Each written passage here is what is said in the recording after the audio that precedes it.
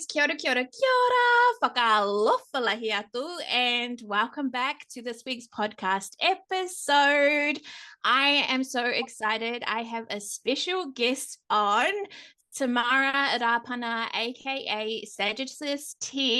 Thank you for joining me, sis. Hi, everybody. I'm Yay. excited. I'm excited to be on here with you.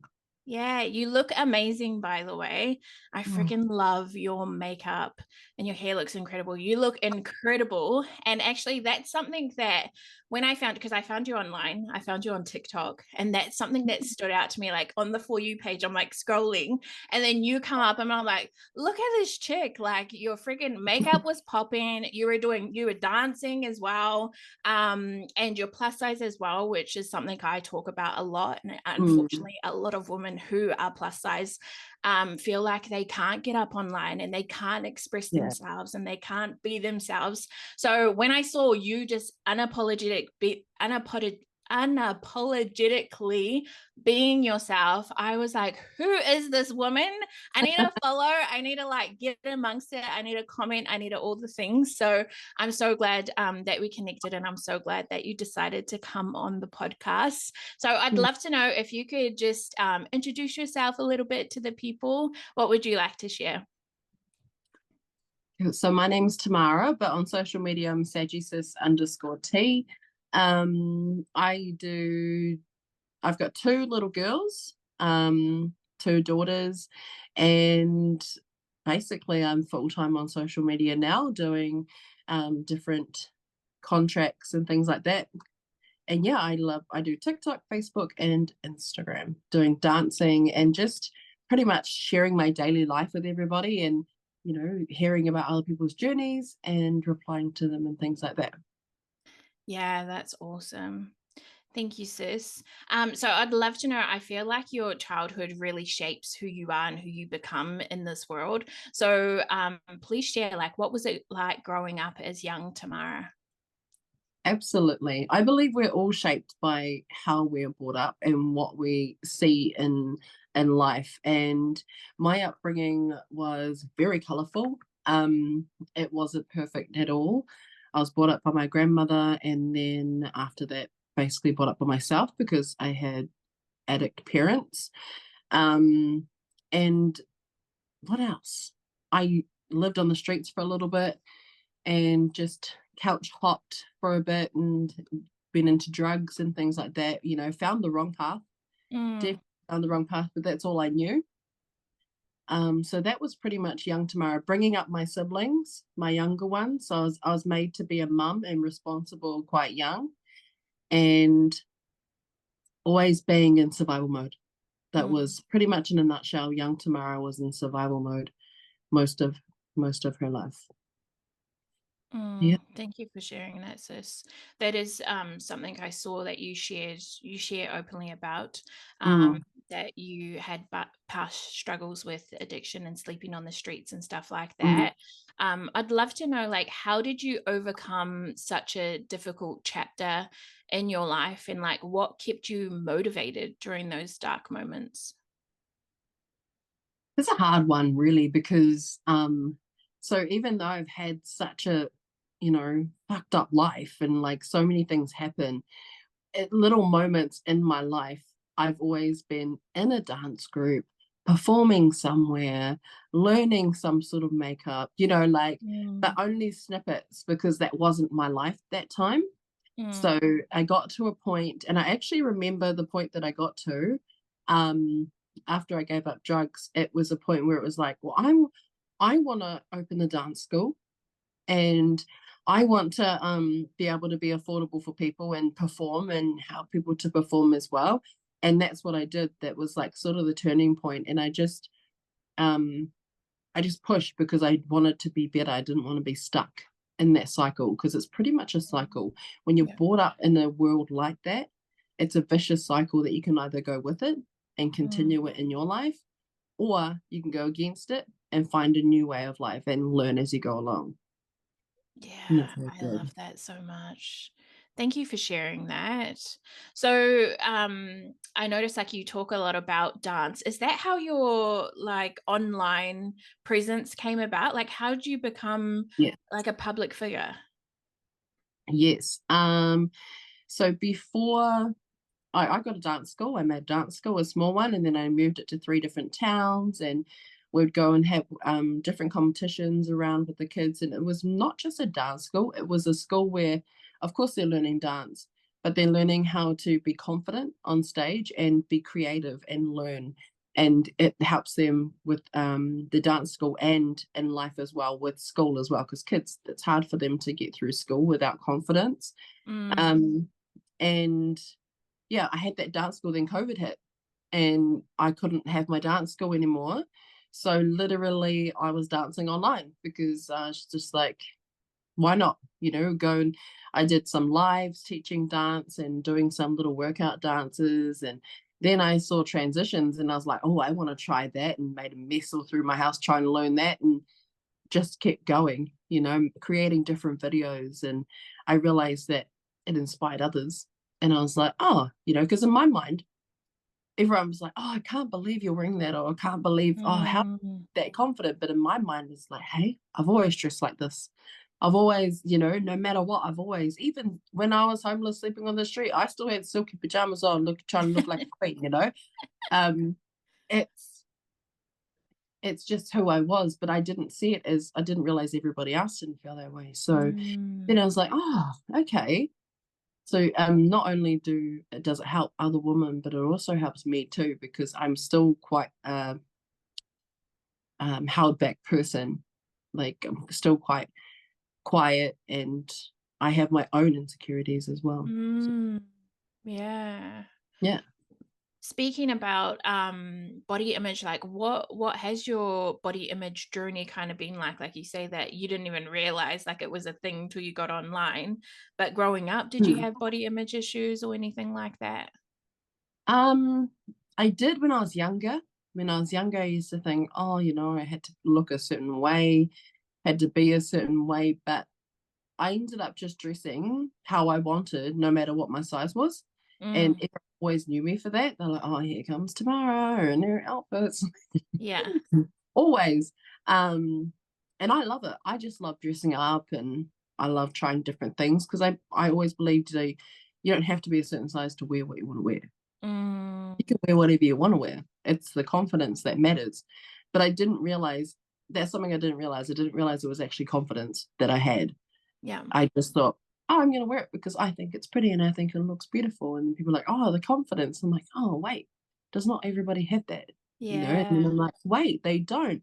So now whenever I see women, I'm like, you can wear that. You're beautiful. If you feel Yes. good in that, you rock that. And that's how it should be. There shouldn't Yes. be some certain way you should look. There shouldn't be some certain size you should be. I actually don't care what my size is. Mm, And it bothers other people more than it bothers me, to be honest. yeah. And the only thing that I'm conscious about is being healthy, and that's what I'm on now, is my healthy journey and being Nice. fit so that I can keep up with my kids. But you Yeah. can still be fit and fat, and that's Yes. beautiful. Yes. Absolutely. Yeah. All of that. I'm like, yep, absolutely. So yeah, you talk about body positivity. Why is body positivity so important to you? Body positivity is so important to me because I feel that every woman should feel beautiful no matter what. And especially for our young ones Mm, these days, like, I've got 2 girls and I see what they go through in school, and they're lucky because I hounded them about what's beautiful and what they shouldn't listen to. mm, And there's suicide rates are really high. mm, Anorexic. I had a lot of anorexic friends, mm. and it's horrible because they think they have to be a certain way to be living, and they don't need Yeah. to be a certain way. They don't need to be a certain size. So Mm, it's so important for women to be able to uplift other women, to help protect our young generation as well. yes. Mm. Yes, absolutely. Our future generations. Future Um, generation. Yeah, I talk a lot about confidence, about body confidence, all the things. And I notice like so many women struggle with it. And Yeah. I'm online being like, here's some confidence tips. Like, I'm a confidence coach. So I help a lot of women, with tips and tricks and all the things. What are Mm. some like tips and tricks you would give to women when it comes to confidence? What do you kind of do? What would you suggest to women who are struggling? That's a really good question. So whenever I talk to women that are struggling with their confidence and things like that, because it's not, let's just get it straight, it's not just women who are big that struggle with confidence, it's women that are small as well. It's all Mhm. sizes that have the same struggle with confidence. And so I take it back to what it comes down to is self-love. Mm, It comes down to reminding yourself that you are beautiful. It's reminding yourself that you are worthy, and it's reminding yourself that you are unique. Nobody is the same as you. So you got to rock you. mm, There's only one of you. And yeah. don't ever listen to other people's opinions, because their opinions don't matter at all. What matters is up in here is what you think about yourself, and you should be reminding yourself that you are beautiful. I think Yes. that's the biggest advice. Yes, I am nodding so hard. I'm like, yeah, full body nod, like Yeah. absolutely. So yeah, that's so, so true. What would you say is like, because obviously being online as well, you probably get a lot of people come to you, like there would be hate, there would be people Mm, thinking things about you, saying things about mm, you. How do mm. you continue to show up as your fully expressed self and not let that get you down? Absolutely. Like hate, it, social media equals hate, Mm, because you, as soon as you get haters, you know that you're doing something right. And I get a lot of haters, not just online, in public as well. Like, mm, I'll have people calling me a fat pig, or you're fat and ugly, or, mm, just constant. There's so many different haters.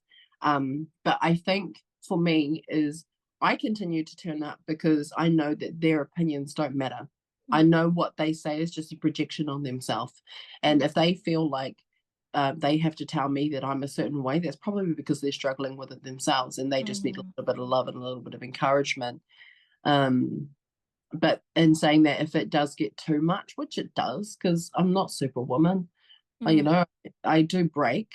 I just take some time. So I'll go and take some time for myself, remind myself of my purpose, and then I'll come back. mm. It's the I best love way. that. I love that so much. This is Mm, so, so good. Thank you for sharing, sis. So would you say you ever have moments of self-doubt? Like, you're on this purpose, you're trying to, do this thing, show up, continue to uh impact and things like that. Is there ever moments where you're like, oh, like doubting yourself? And if so, like how do you overcome it? yes, all the time, Mm, because I'm only human, and I always have times where I sit there and go, "Oh no, you can't do that," or mm, "Oh my God, what are you doing?" or "Should you be doing that?" But I just have to align myself. It's always about taking that step back. And mm. sometimes what people forget, not just in social media, but just in life in general, when you're feeling like it's too much or getting too much, people forget to stop, Yeah. pause, take a step back, and look at it as a whole picture. Because sometimes you can get so clouded by the moment where Mm, you forget what the whole picture is. And sometimes it's not really as hard as it seems. And it's just you making, what do you call it? What do they say? You're like your own worst enemy, you yeah. know? There's other people are actually not thinking that. It's just yourself doubting it and just reminding yourself. Yeah, reminding yourself who the fuck you are. I always say that to my Right? clients. I'm like, remember who you are, queen. Like, even when because some of my clients, like, they're like, oh, I'm having self doubt. And I'm like, babe, like, I get it. I get self doubt too. Mm, And I have mm, to go back. Like, I have a file, it's like a hype file. And it's yeah, like all the achievements I've done. And I'm like, I've done this, I've done this. Like, remember who you are. Like, you're yeah, freaking incredible. It's like you have to hype yourself up. And then you yeah, go back out and you're like, cool, I'm good. But yeah, yeah, sometimes you have those moments where you just, yeah, take time off You don't have Yeah. to always keep going. So I love that you said that.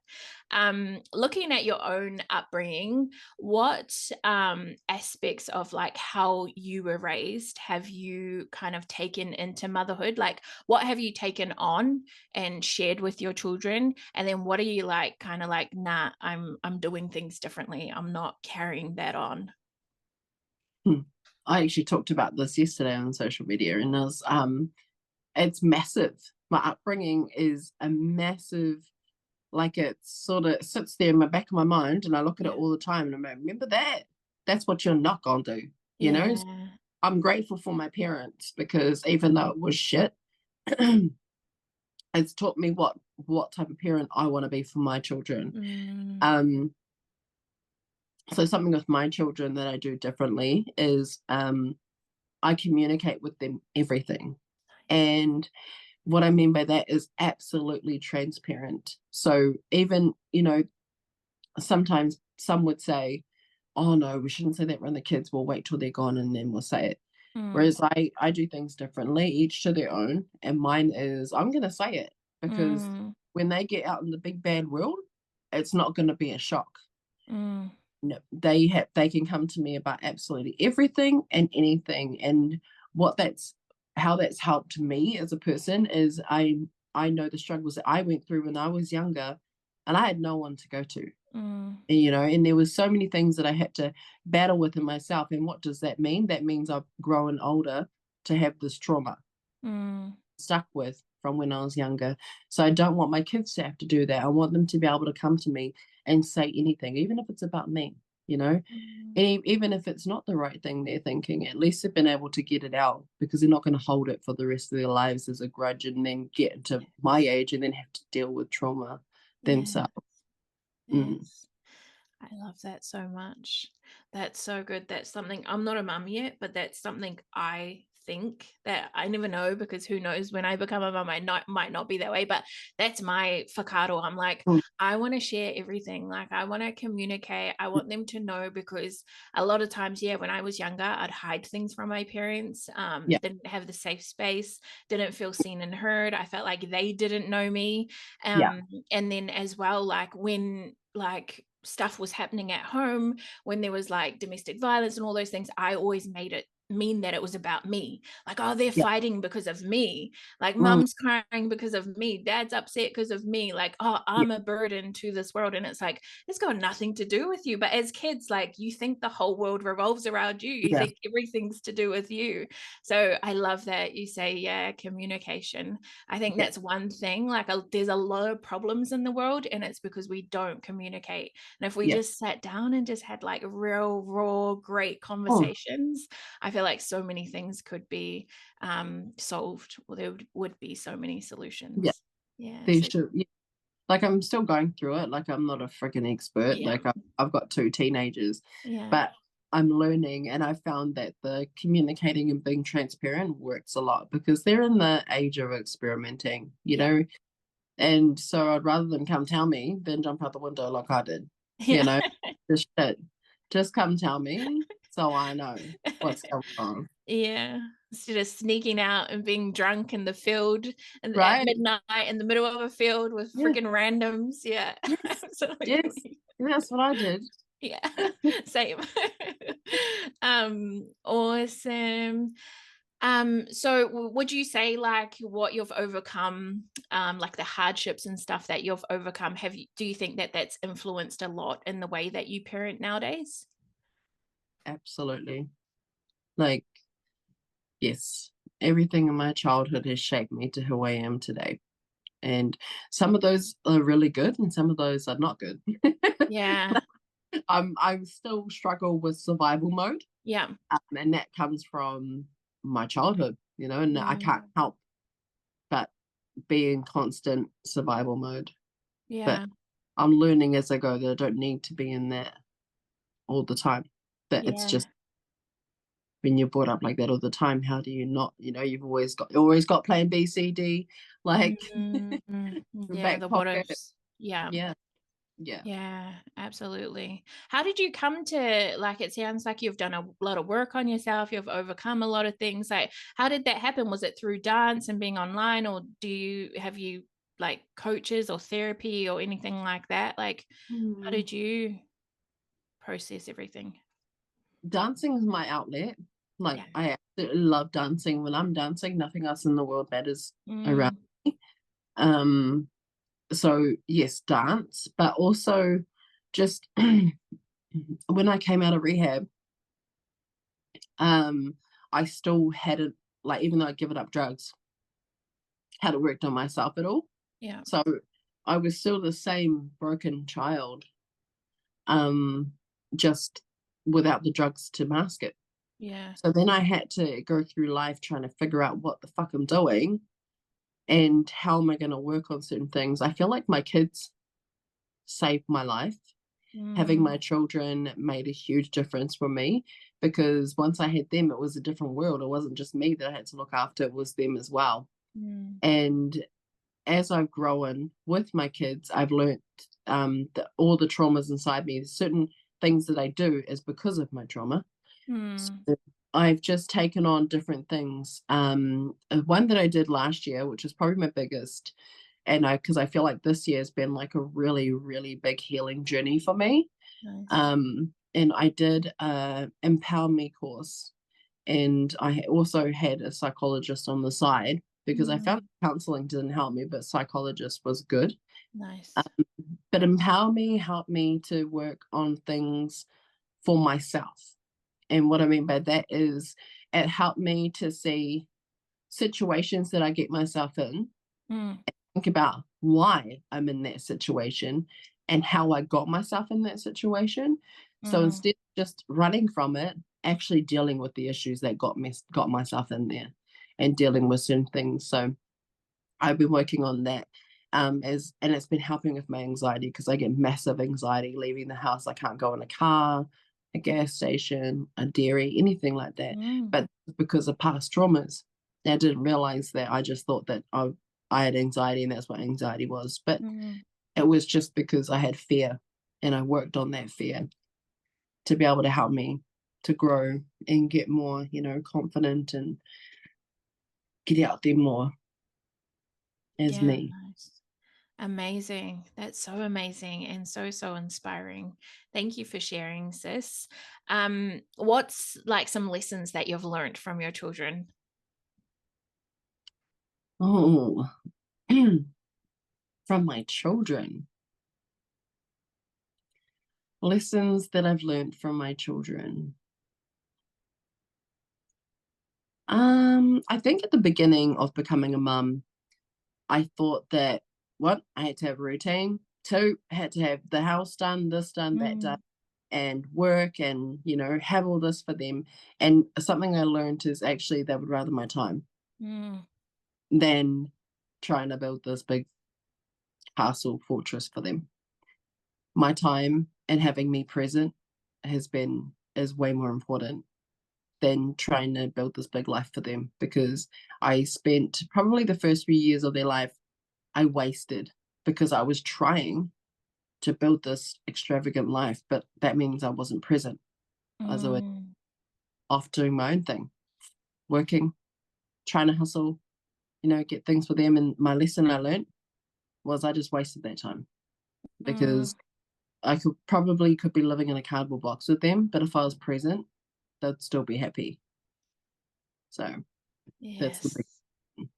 Oh, I feel that. I feel that so Mm. hard. I feel like my inner child is like, "Yes, that's what I want to hear." Because yeah, I think a lot of Mm. my trauma as well is like not being seen and heard when I was younger. Like, please, Yeah. I just wanted your time. I just wanted your presence.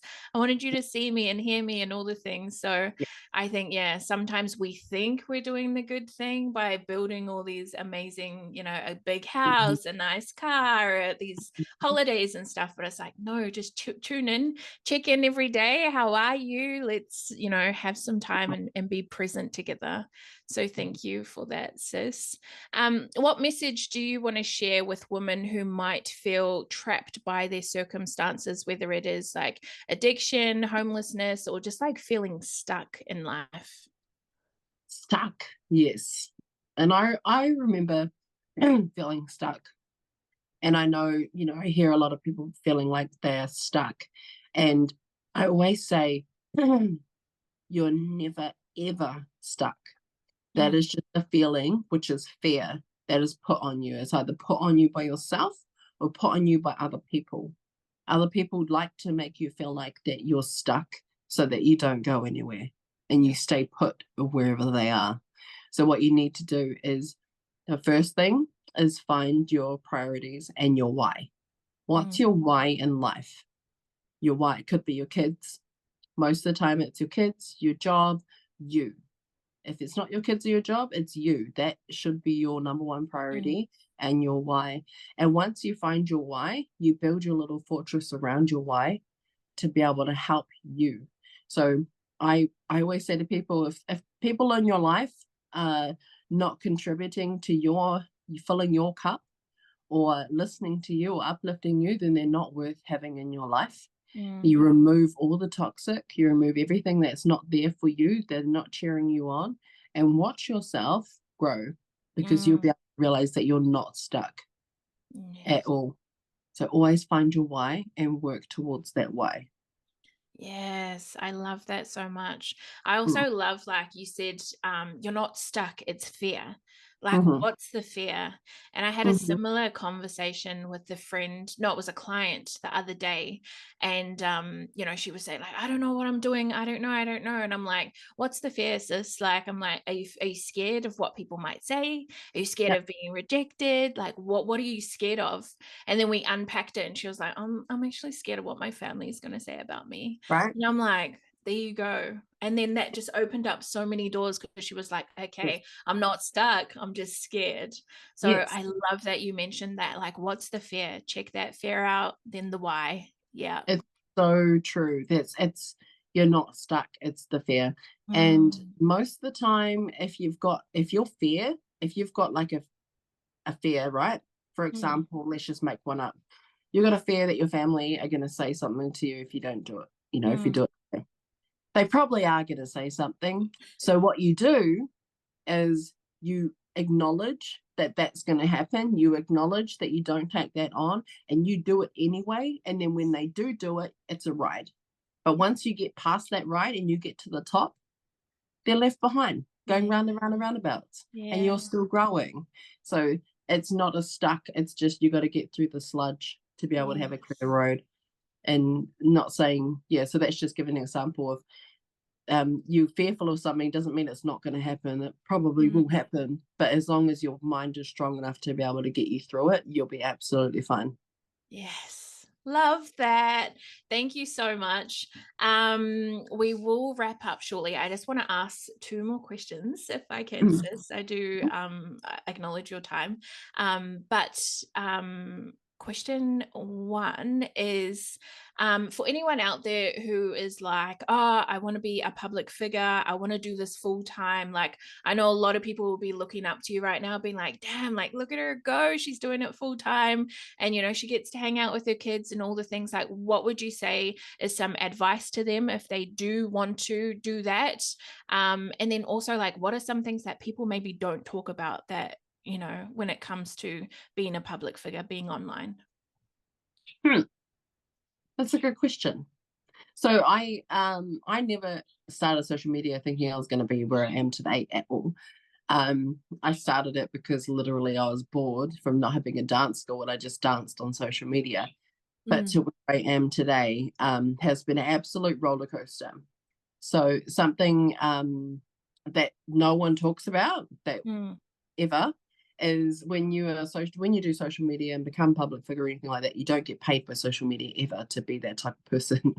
So mm, because people have this wrong idea that, oh, I'm going to be an influencer or whatever, or content creator, and I'm going to make heaps of money.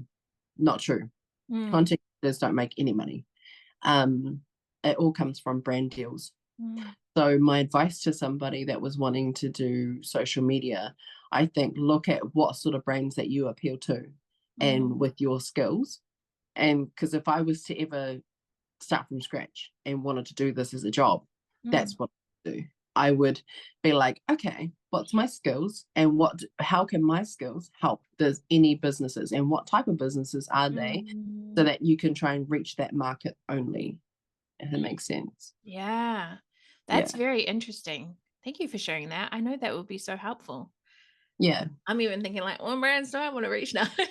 Yeah. So it's just knowing what brands you want to reach, because that's pretty much how people online make their money. It's from the Yeah. brand. Yeah. And so you have to see what brands you can work with. So for me, I don't have a niche pretty much. Yeah. Like body positivity, confidence, dancing, vlogs, mum life. There's a whole lot of lifestyle going on. Yeah. Um, so I pretty much cover it all. Yeah. Because I like doing everything. I don't have one thing. Yeah. But if you watch other content creators now, you'll see a lot of them have one niche. Like someone will only do vlogs, someone will do eating, someone will do Mm, cooking. You know, that's their niche, yeah. and that's the brands that they reach. Yeah. So, yeah. Awesome. Thank you for that.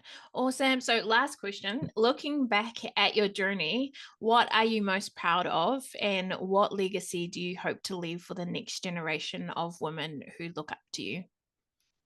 Oh, okay. Um, Look, hang on. I don't even know what this is. Why that person trying to call me? Hold on a second. There we go. Um, Looking back on my journey, what am I most proud of? I think for one, the one thing that I'm most proud of myself for is the fact that I kept going. Mm, I'm still going, because social media can be really nasty and social media can be so hard. Like, you really, really got to have tough skin to be able to, you know, turn up every day and allow all these hundreds and thousands of people to have an opinion on you and your life. mm, Um, and I'm proud that I'm still here and I'm still standing strong with my beliefs and what I believe in, mm. and being able to help others. Yeah. And I hope that, I'm able to help not only women, but our up and coming youth as well, with reminding themselves of their worth. Mm, I hope that, everybody knows their worth and knows how amazing they are and how beautiful they are, and that they can do anything if they put their mind to it.